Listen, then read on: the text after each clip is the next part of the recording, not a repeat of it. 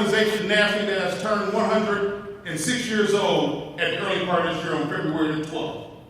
Locally, right here inside of this community, we just turned 100 years old back on May the 10th of this year. 100 years old of victories after victories after victories of civil and human rights inside the Dayton community.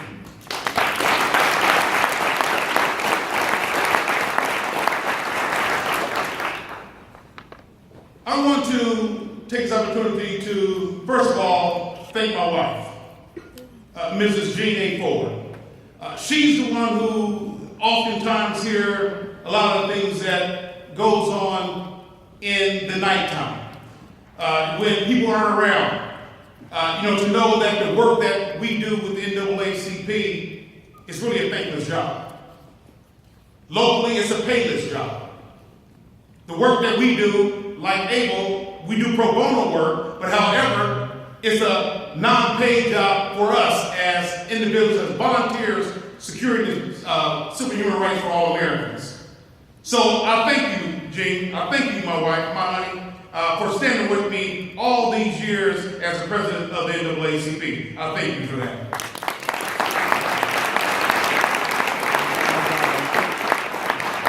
Teamwork makes the dream work.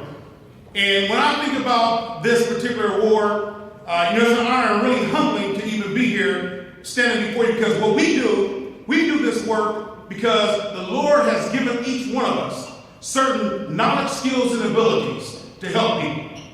So the work that we do, like I said, is for free. So we do it from here. We do it from the heart because we know it's the right thing to do for humanity. So when I think about the team that's here, Team Dayton, I think about my first Vice President, Reverend Herman E. Brown. Third Vice President, the Honorable Tom Roberts.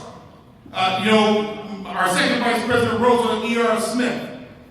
And then our youth component, Chairperson Cedric McGee, Advisor Carolyn Perkins, President of the Little John Jr. Youth Council, Tanea Bailey. And then when I think about a couple people that's in the audience, newly elected City Commissioner Chris Shaw. I think about these are just a part of the team that really makes the wheels turn at the NAACP. We do this work, once again, it's for a thankless job. I can think back to how I even got involved with this particular work. It was back in 1999, I happened to see State Representative Fred Strayhorn delivering a keynote address over at Meadowbrook Country Club. And him and I just got engaged in conversation after that particular keynote address. He introduced me to Tom Roberts and several other people on the political side of life.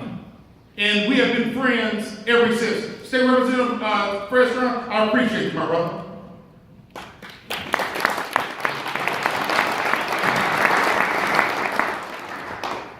It's about mentorship. You heard the gentleman say a little while ago about mentorship.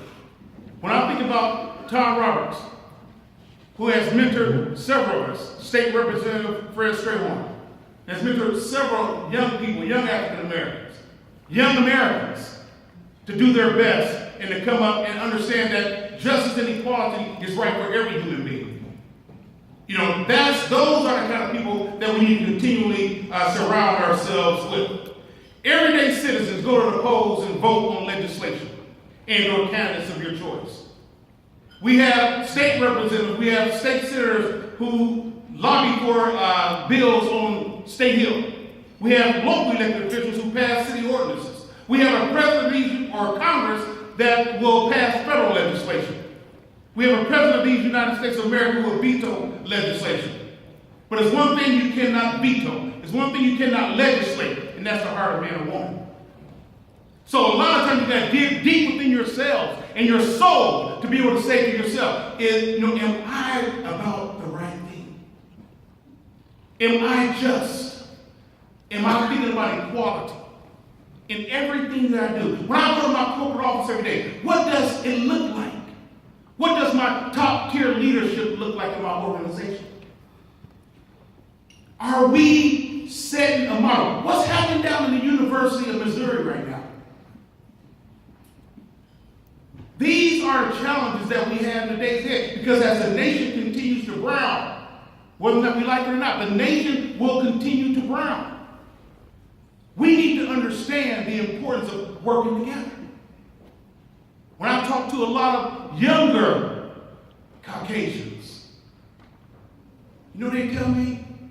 They say, Derrick, I don't share the same views as my grandparents and my parents. That's what they tell me. So when I hear that, what that tells me is that we have a long way to go.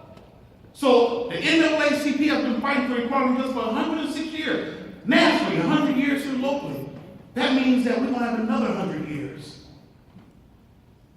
So, ladies and gentlemen, one of the first cases that I had as president of the NAACP, I want to kind of close with this, was in Drexel, which is basically in Jefferson Township. There was a lady who was faced with ethnic intimidation. Sandra Ballard was her name, if you ever want to look it up. And she was in court testifying against an individual who was charged with racial and ethnic intimidation. And the gentleman told her, I'm going to burn your house down. Well, of course, she's not thinking, because to her, he's in jail, she's in court testifying against him. He's going to burn my house down. Well, his son, 14 years old. We've heard of a saying called weed and seed, but there's a third word that's called breed. And we're breeding, some people are breeding this racial tension inside of America. And as she's testifying, her house goes up in flames. I was glad, and I was very honored and glad that the sheriff's department responded resiliently, held a community picnic out there, or a community meeting out there, to ease the tensions there in Drexel, Ohio. So when we think about equality and justice, always go to the Lord first and know, Lord, am I doing things right? Is my heart pure? And then you'll find justice. Thank you.